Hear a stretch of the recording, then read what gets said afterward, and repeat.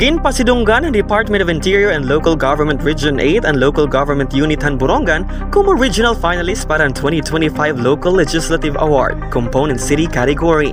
Usa ini nga dako nga pagkilalahan kapasidad, integridad ngan mahinungdanon nga paniguro hansang guni ang panglungsod ha ilarom han liderato ni Borongan City Mayor Jose Ivan Dayan Agda. Subay ang DILG Memorandum Circular No. 2025-062.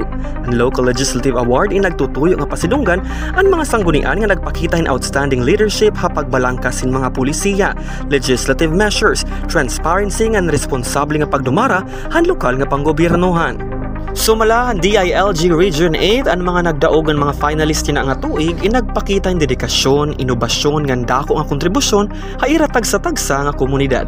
Kabahin-hinian sangguni ang panglungsod Hanburongan inahilakip han mga ginpasidunggan tungod han ira malinampuson nga mga legislative measures nga nagpapakusog han good governance ng local development.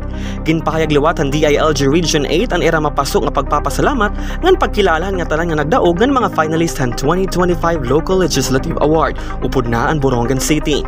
Ginaagat liwat niran padayon nga pagbinuligay agon magpadayon ang prinsipyo han genuine local autonomy, good governance ngan service-driven leadership habug-os nga Eastern Visayas.